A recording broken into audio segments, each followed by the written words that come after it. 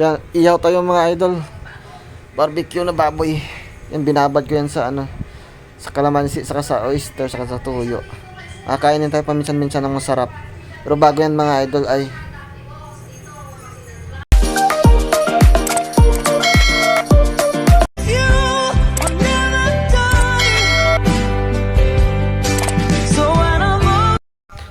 mag-iyaw tayo mga idol.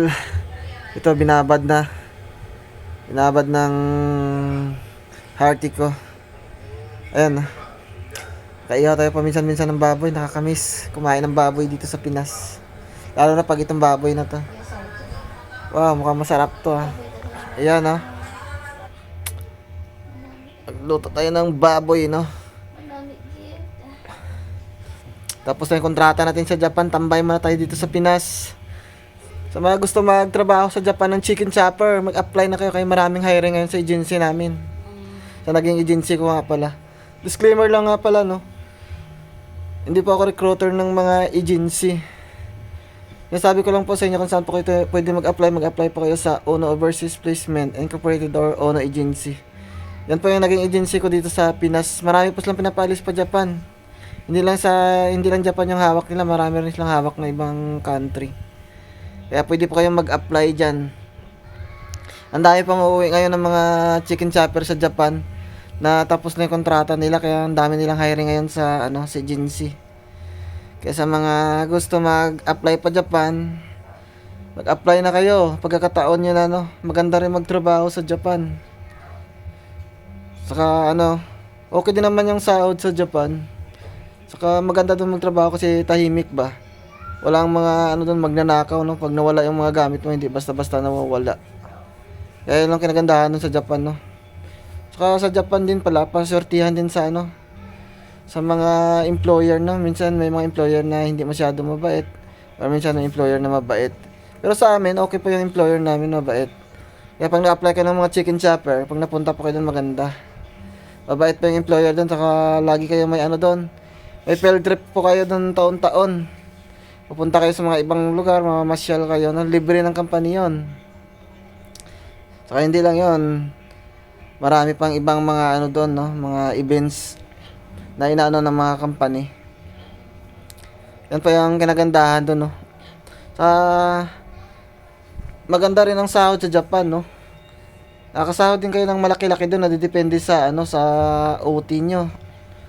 Or depende sa company din ba? Kasi ibang company hindi masyado din malaki magpasahod po. Nadidepende po sa company. Ay ibang company malaki magpasahod. Saka may mga may mga bonus din. Diyan malaki-laki din mga bonus diyan, kaya makakaipon po kayo pag nagtrabaho kayo sa Japan, Saka maganda ngayon. May bagong visa na ngayon sa Japan, yung ESD. Yung bagong visa nila, Pag natapos na yung bagong visa niyan, yung 3 years, ang mga next nyo ay SSW1 na ulit. Saka yun, maganda doon. Pag nag-SSW1 na kayo ulit, pwede nyo daw i-apply ng yun, permanent visa na. Pag natapos yung 3 years na bagong visa. Yung bagong visa nga pala, yung ESD, magsisimula pa daw siya sa 2027, mga April yata. Pero sa ngayon, pa lang trainee. Yun, pag natapos na yun, maganda yun. Kasi masunod daw na visa, pang long term na rin siya, Yun ang bagong ng Japan, na pwede niya sang i-apply sa, long term visa. Saka kinagandahan, yung mga naka-SSW1 na dati, di ba patapos na yung contract nila, pwede po kayo mag-apply ulit. Pagkatapos na, pwede po kayo mag-apply ulit, balik kayo sa ESD. Yung bagong visa nila, sa ESD. Kaya yan, kinagandahan, Need pa rin nila yung, mga skilled worker, Kasi, siyempre, para hindi na rin sila magtuturo. Kaya yan pa yung kinagandahan sa bagong visa din nila, Saka, may may isa ding yung SSW2. Yung SSW2 kasi, yun yung visa ngayon na pag nakapasa ka diyan, na exam kasi siya. Pag nakapasa ka diyan, pwede ka pang long-term visa. Pwede siya pang-apply pang permanent visa, Yun nga lang, medyo mahirap po talaga yung exam sa SSW2. marami po ngayon yung ano eh, yung kumuha ng ganyan, nag-take, pero halos kadalasan bagsak talaga, no? Bihiraan talaga nakakapasa. Siguro pag nag-aral po talaga kayo, yun siguro kailangan talaga aralin siya mabuti, no?